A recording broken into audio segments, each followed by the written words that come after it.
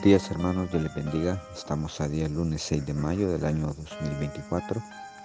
Continuamos con nuestra lectura bíblica en el libro de Éxodo capítulo 8, versículos del 20 en adelante, la plaga de moscas. Jehová dijo a Moisés: levántate de mañana y ponte delante de Faraón. He aquí él sale al río, y dile: Jehová ha dicho así: deja ir a mi pueblo para que me sirva. Porque si no dejas ir a mi pueblo, he aquí yo enviaré sobre ti, sobre tus siervos, sobre tu pueblo y sobre tus casas, toda clase de moscas, y las casas de los egipcios se llenarán de toda clase de moscas, y asimismo la tierra donde ellos estén.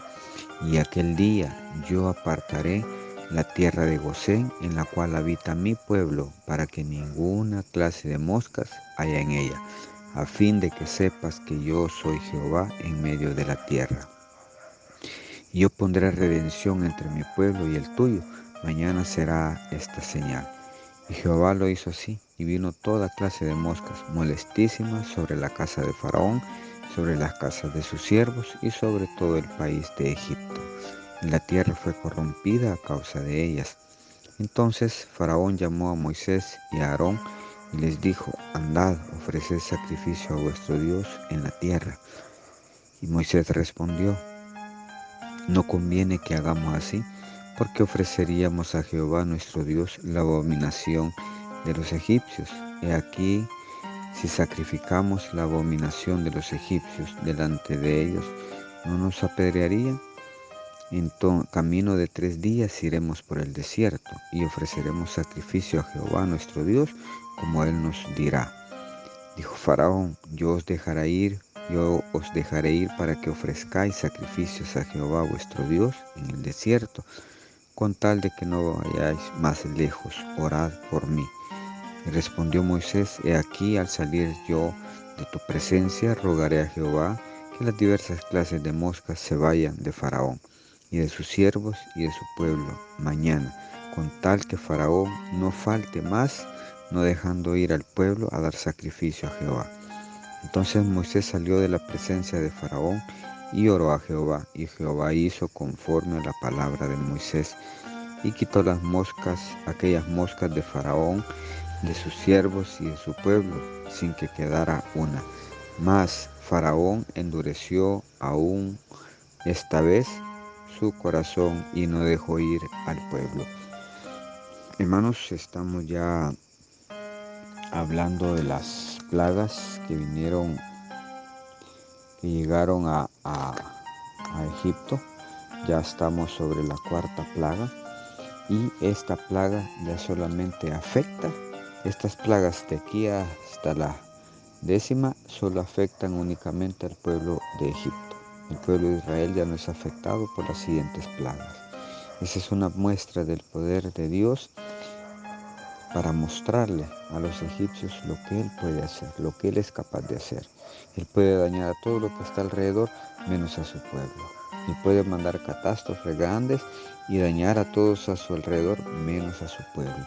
Entonces, acá vemos cómo les envía esas moscas molestas. Ya nosotros conocemos moscas y sabemos que son molestas, máxime cuando se tiene la comida, ¿verdad? Y están por todos lados estos animales, y pues uno está pues ahí moviendo las manos para un lado y otro, espantándolas. Entonces ahí solo imagínense miles y miles y miles de moscas en todo, en sus camas, igual que las ranas, en la comida, en el agua, en todo. Entonces es molesto. Faraón, al verse lleno de moscas, toma la determinación de decirle: mira, sí voy a dejar ir a su pueblo, pero primero quiere que los sacrificios se hagan allí dentro de la tierra de Egipto. No quiere que el pueblo vaya al desierto. Mas sin embargo, Moisés le pone sus argumentos que no puede, que necesariamente tiene que ser en el desierto. Pues accede Faraón, mas sin embargo, cuando ya él se ve limpio de las plagas, de las moscas, ya no hay moscas, entonces él vuelve a endurecer su corazón y dice: no los dejo ir.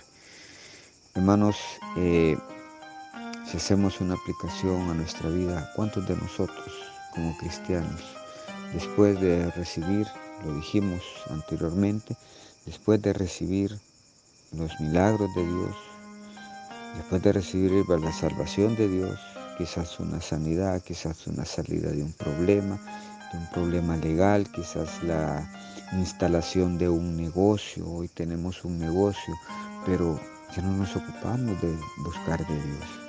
Ya el negocio es prioritario.